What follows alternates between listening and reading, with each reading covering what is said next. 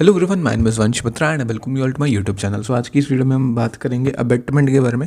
Okay, private defence तक already हमने discuss कर लिया है। सेक्शन 45 से लेकर 48 डिस्कस करेंगे, अबेटमेंट से डील करते हैं। आज ये जो लेक्चर होगा, लेक्चर 16 होगा, 17 नहीं होगा, ये गलती से लिखा गया। तो 16 लेक्चर है BNS का। आइए चलिए स्टार्ट करते हैं। तो सबसे पहले व्हाट इज़ अबेटमेंट, अबेटमेंट के बारे में जान लेते हैं कि अबेटमेंट होता क्या है। देखो, अबेटमेंट अगर मैं सिंपल टर्म में बताऊं तो हेल्प करना, एनकरेज करना, सपोर्ट करना क्राइम करने के लिए। कैसे? फॉर जैसे कि मैंने यहाँ पर इलस्ट्रेशन दिया है, जैसे कि ये एक इंसान है, ठीक है। ये जो नीली टी शर्ट वाला इंसान है, ये इस ग्रीन टी शर्ट वाले इंसान को मार रहा है। मान लो ये एक्स है और ये वाई है, तो एक्स जो है वाई को मार रहा है, मुक्के मार रहा है। इधर से जो ये लाल टोपी वाला इंसान है, ये बहुत खुश हो रहा है। ये कह रहा है कि एक्स को कि वाई को मारो, मतलब ये डिजर्व करता है, इसको पीटो, अच्छे से पीटो इसको। एक तरीके से ये उकसा रहा है, एक्स को बढ़ावा दे रहा है कि ये वाई को मारे। हम कह सकते हैं ये प्रोवोक कर रहा है, उकसा रहा है। तो ये जो उकसाना है, प्रोवोक करना है, एनकरेज करना है, जो इंसान कर रहा है, इसको अबेटमेंट बोलते हैं। अब जो ये अबेटमेंट है, किसी को क्राइम करने के लिए एनकरेज करने से भी हो सकता है, किसी को क्राइम में एड करने या फिर हेल्प करने से भी हो सकता है, या किसी के साथ कॉन्स्पिरेसी करने से भी हो सकता है। तो कई टाइप्स है अबेटमेंट के, या मैं बोल सकता हूँ कई तरीकों से अबेटमेंट का जो ऑफेंस है वो हो सकता है। 45 में अबेटमेंट के बारे में बताया गया और 46 में अबेटर के बारे में बताया गया। अब जो ये प्रोसेस है ना, यहाँ पर जो ये मार रहा है, जिसने एक्चुअल ऑफेंस कमिट करा है, ये तो प्रिंसिपल ऑफेंडर हो गया। मतलब जो मेन ऑफेंडर है इस केस में, ये एक्स है। जो उकसा रहा है इस केस में, ये मान लो ये जेड है जिसने उकसाया है, ये अबेटर हो गया। यहाँ पर जो एनकरेज करेगा या जो हेल्प करेगा वो अबेटर हो जाएगा। और जिसको ये मुक्का लग रहा है या जिसको मार पड़ रही है, जिसके साथ जिसके अगेंस्ट ऑफेंस हो रहा है, वो विक्टिम हो जाएगा।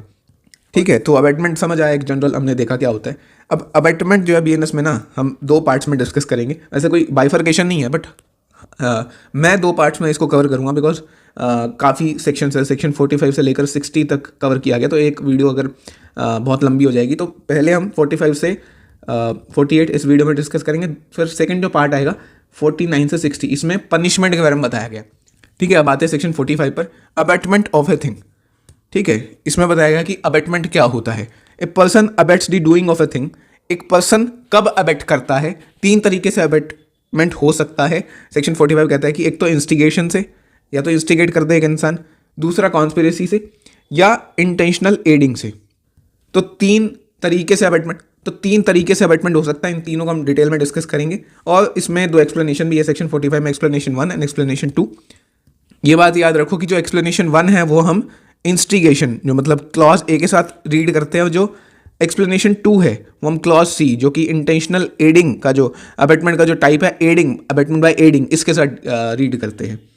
ओके, सो सबसे पहले आते हैं अबेटमेंट बाय इंस्टिगेशन पर, कि इंस्टिगेशन से अबेटमेंट कैसे हो सकता है, जो कि मोस्ट कॉमन टाइप है, जिसका एग्जांपल मैंने पीछे भी दिया कि अगर किसी को प्रोवोक कर रहा है कोई, मतलब ए जो है और बी है, ठीक है, और मान लो यहाँ पर सी है, सी ने जो बी को अब्यूज़ कर दिया। मान लो यहाँ पर 4 लोग और खड़े थे, ठीक है, एक्स वाई जेड और मान लो डी, ये सब चारों खड़े थे, और इनके सामने सी ने बी को अब्यूज़ कर दिया।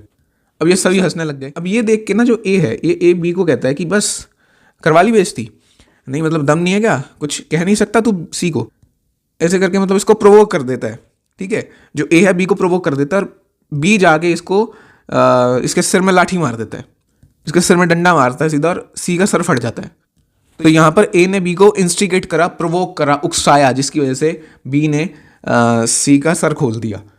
तो यहाँ पर जो ए है वो अबेटर है, ए ने अबेटमेंट का ऑफेंस कमिट करा है। और कैसे करा है? अबेटमेंट बाय इंस्टिगेशन, किसी को प्रोवोक करना, एनकरेज करना, पुश करना, मोटिवेट करना। मोटिवेट, वैसे तो मोटिवेशन की कोई सज़ा थोड़ी होती है, अगर बट अच्छे काम के लिए मोटिवेट किया जाए तो कुछ सज़ा नहीं होती, बट ऐसे तुम ऑफेंस करने के लिए मोटिवेट करोगे, एनकरेज करोगे, फिर आपको पनिशमेंट मिलेगी।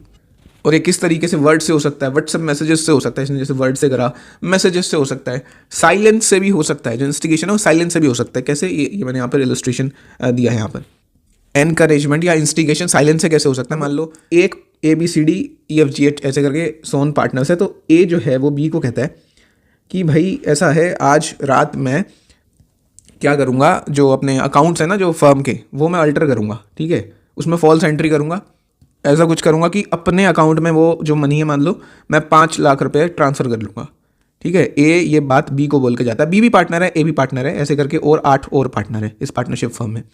तो ए बी को ये बात बोलता है और बी जो है बिल्कुल चुप रहता है।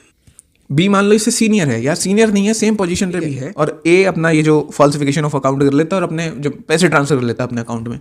तो इस केस में बी का जो साइलेंट रहना है वो भी एनकरेजमेंट था, ठीक है, क्योंकि बी की अथॉरिटी थी, बी की ड्यूटी बनती थी कि वो ए को रोके या बाकी पार्टनर्स को बताए। इसमें जो साइलेंस है वो भी इंस्टिगेशन की तरह ही काम करेगा, और यहाँ पर बी जो है बेटर हो जाएगा इस केस में। तो हमने समझा कि इंस्टिगेशन से अबेटमेंट कैसे हो सकता है। इसके साथ हम एक्सप्लेनेशन 1 रीड करते हैं, बिकॉज वो भी एक तरीके का टाइप बताता है या एक तरीका बताता है जिससे इंस्टिगेशन से अबेटमेंट हो सकता है, ठीक है ना। एक्सप्लेनेशन 1 कहता है कि अगर आपकी ड्यूटी बनती है कुछ फैक्ट डिस्क्लोज करने की, कुछ बात बताने की, बट आप विलफुली कुछ और रिप्रेजेंट करते हो, मतलब एक तरीके से झूठ बोल देते हो, तभी वो इंस्टिगेशन हो सकता है। उसका जो कैसे होगा वो एक्सप्लेनेशन 1 हम रीड करते हैं, उसके साथ एक इलस्ट्रेशन भी है, उससे हमको समझाएगा।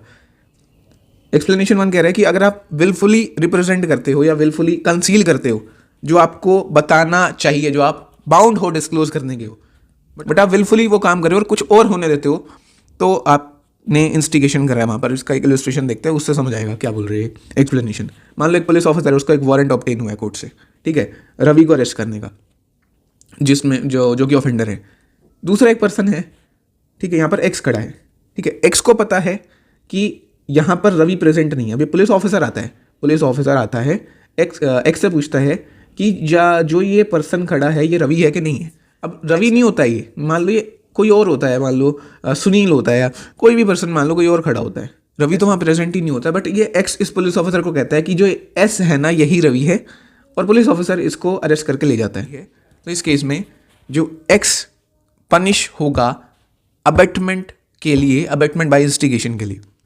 This is abetment by instigation through wilful misrepresentation under section 45। Okay, ठीक है। अब इसमें 2 केसेस भी हैं, Ramesh Kumar versus state of Chhattisgarh, honourable supreme court का ये केस है। हस्बैंड और वाइफ की फाइट हो रही थी, ठीक है। हस्बैंड जो है वाइफ को कहता है you are free to do whatever you want, if you want to die go ahead, कि तू जो करना चाहती है कर, तुझे जाके मरना है, तू मर सकती है। कुछ टाइम बाद वाइफ सुसाइड कर लेती है, ठीक है। तो इस केस में ऑनरेबल सुप्रीम कोर्ट ने कहा था कि गुस्से में बोले गए या फ्रस्ट्रेशन में बोले गए जो वर्ड्स हैं वो इंटेंशन नहीं होती है वहाँ पर, तो वो इंस्टिगेशन नहीं है या उकसाना नहीं है, वो फ्रस्ट्रेशन में बोला गया है या गुस्से में बोला गया है, तो उसको इंस्टिगेशन में हम काउंट नहीं करेंगे। तो हस्बैंड की लायबिलिटी नहीं हुई थी इस केस में। दूसरा एक केस है Gurcharan Singh versus state of Punjab. इसमें एक वुमन है, वाइफ है, उसको हरास किया गया था, इंसल्ट किया गया था, मेंटली टॉर्चर करते थे जो हस्बैंड है और उसके इन लॉज हैं। तो इस केस में वाइफ ने बाद में सुसाइड कर लिया था। इस केस में ये कहा गया था जो कंटिन्यूस हरासमेंट जो कि मेंटल प्रेशर क्रिएट करे कि कोई सुसाइड कर ले, उसको इंस्टिगेशन बोला जा सकता है। वो फैक्ट्स एंड सर्कमस्टांस पे डिपेंड करेगा। सो ये अबेटमेंट बाय इंस्टिगेशन देखा। अब कॉन्स्पिरेसी और इंटेंशनल एडिंग देखते हैं, ये छोटे छोटे इसमें ऐसे केसेस वगैरह भी नहीं है ज़्यादा। तो abetment by conspiracy clause B इससे डील करता है, सेक्शन 45 क्लॉज बी, ठीक है।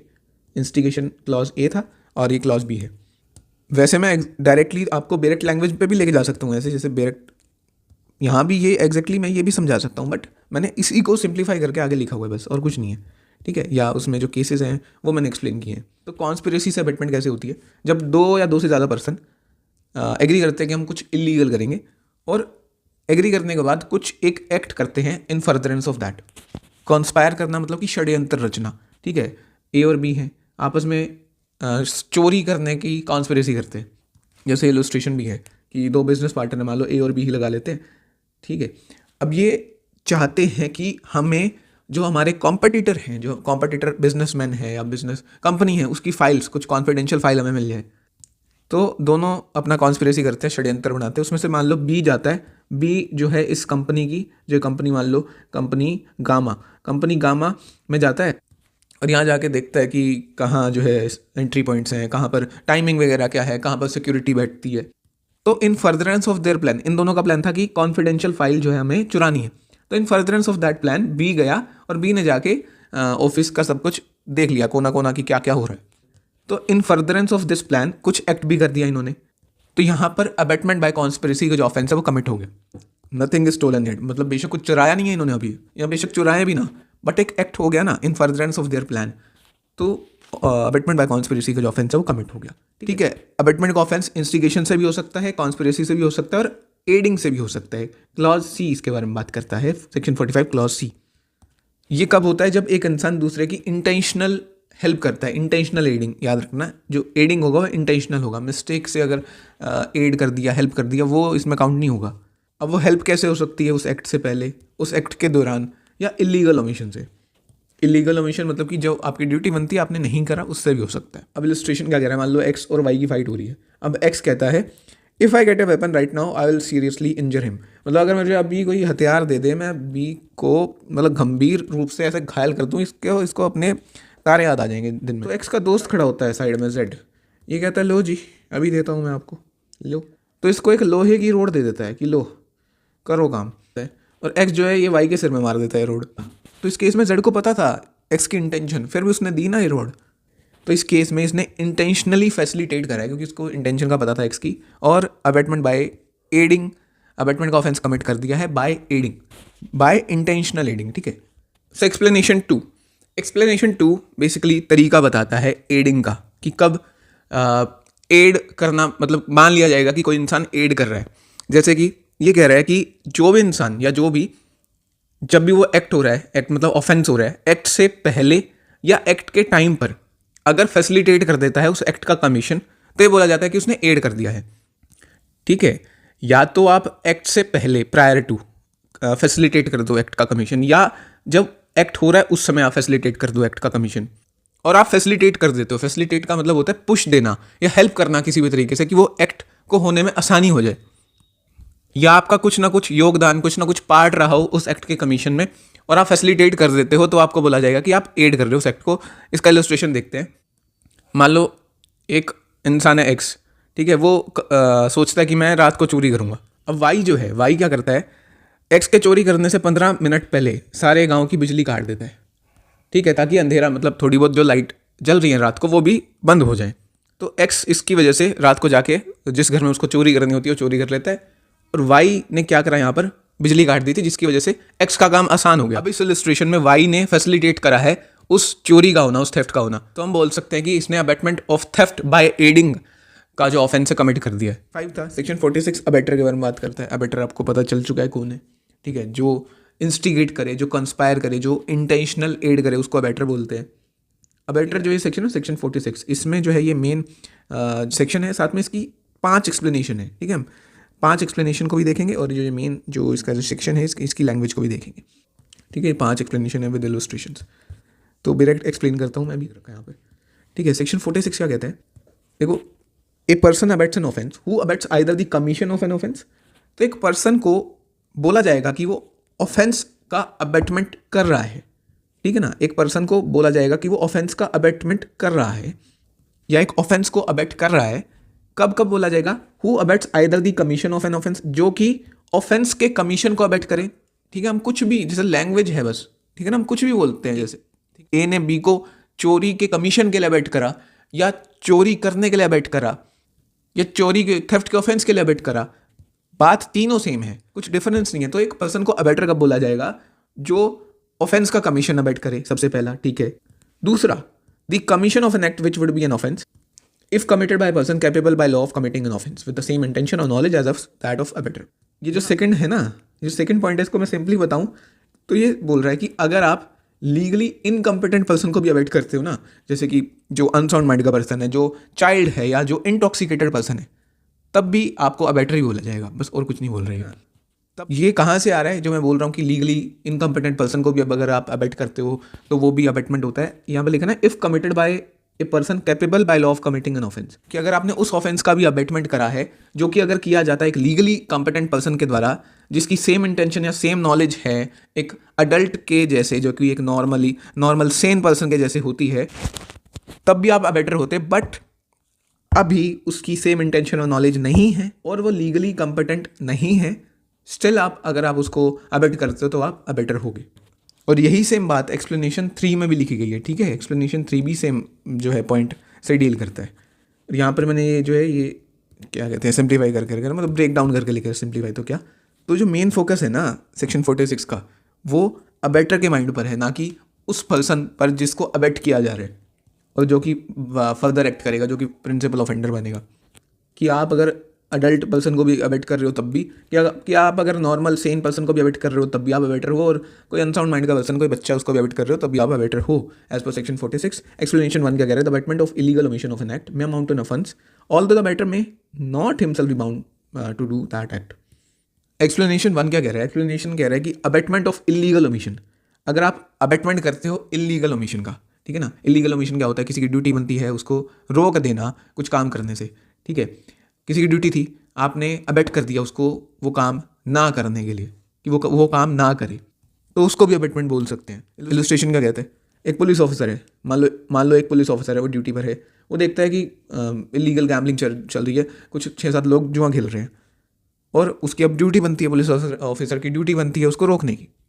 अब वहाँ पर एक पर्सन आता है, वहीं मान लो 6-7 लोगों में से ये एक्स निकल कर आता है, कहता है कि ऐसा है पुलिस जी या पुलिस वाले भाई साहब, कि आपको मैं दे रहा हूँ कुछ पैसे, इसे रखिए और आप आंख बंद करके, आपने कुछ देखा ही नहीं और आप यहाँ से चले जाइए, 1 घंटे के लिए यहाँ से चली जाइए, और हम अपना समेट के चले जाएंगे, आपको भी दिक्कत नहीं, हमें भी कोई दिक्कत नहीं। तो इस केस में पुलिस ऑफिसर की ड्यूटी बनती थी, उसने इलीगल ओमिशन कर दिया। अब इलीगल ओमिशन का जो अबेटमेंट है वो किसने किया? एक्स ने करा, तो एक्स जो है अबेटमेंट के ऑफेंस के लिए लायबल हो जाएगा, ठीक है। एक्स जो है अबेटमेंट के ऑफेंस के लिए लायबल होगा, बट ठीक है, एक क्वेश्चन है, बहुत ईजी क्वेश्चन है, कि कौन से अबेटमेंट के टाइप के लिए वो लायबल होगा, मतलब वो जिसने अबेटमेंट करा है वो किस टाइप से करा है, वो इंस्टिगेशन से हुआ है, कॉन्स्पिरेसी से हुआ है, या एडिंग से हुआ है। वीडियो पॉज करो और सोचो क्या आंसर है, ठीक है, पॉज करो। सो द आंसर इज, वो अबेटमेंट बाय इंस्टिगेशन के लिए लायबल होगा, क्योंकि उसने पुलिस ऑफिसर को एनकरेज करा है वो इलीगल ओमिशन करने के लिए, ठीक है। एक्सप्लेनेशन 1 समझ आया। Explanation 2 next is explanation 2। Explanation 2 ये कहता है, to constitute the offence of abetment it is not necessary that act abetted should be committed. ये जरूरी नहीं है कि एक्ट, जिस एक्ट का अबेट किया गया वो हो ही जाए, या फिर पहले तो act abetted should be committed, ये जरूरी नहीं है, और affect requisite constitute the offence should be caused. अब दोनों के इलस्ट्रेशन बताता हूँ, ये इसका इलस्ट्रेशन है, ये इसका इलस्ट्रेशन। ए ने बी को कहा कि तू सी का मर्डर कर दे, ठीक है। ए ने बी को इंस्टिगेट करा सी का मर्डर करने के लिए, कह रहा नहीं मैं नहीं करता, हाथ जुड़वाओ, मैं बिल्कुल साफ सीधा इंसान हूँ, मैं ये नहीं कर सकता। तो अब इस केस में मर्डर का ऑफेंस नहीं हुआ है, बट ए ने अबेट तो किया था ना बी को, तो इस केस में स्टिल ए की लायबिलिटी होगी, अबेटमेंट का ऑफेंस कमिट हो गया है, बेशक मर्डर का ऑफेंस, एक्चुअल ऑफेंस जिसके लिए अबेट किया गया है वो कमिट हुआ हो या फिर ना हुआ हो। और बी इलस्ट्रेशन क्या कह रहा है? ये कह रहा है कि ए जो है बी को अबेट करता है कि वो डी का मर्डर कर दे। अब बी जो है इस इंस्टिगेशन के चलते डी को स्टैब कर देता है, ठीक है, चाकू मार देता है इसके पेट में। चाकू थोड़ा सा गलत बन गया, ऐसे चाकू, हाँ ये चाकू है, ये भी बोट लग रही है, 1 मिनट, ये लो, ये चाकू मार देता है इसको। D recovers from the wound. अब डी मरता नहीं है, वो जो उसने चाकू मारा उससे मरता नहीं है, वो रिकवर हो जाता है। तो बट ए ने तो यहाँ पर बी को कहा था कि डी का मर्डर करना है, बट एक्चुअल में डी का मर्डर नहीं हुआ, गंभीर चोट पहुंची, ग्रीवियस हर्ट हुआ उसे और वो ठीक हो गया। तो इस केस में जो इफेक्ट है ना वो नहीं आया जिसके लिए इंस्टिगेट किया गया था, मर्डर के लिए इंस्टिगेट किया गया था, मर्डर हुआ नहीं है, बट स्टिल ए की लायबिलिटी होगी किस ऑफेंस के इंस्टिगेशन के लिए? उसी ऑफेंस के इंस्टिगेशन के लिए जिसके लिए उसने इंस्टिगेट किया था, मतलब कि is guilty of instigating B to commit murder.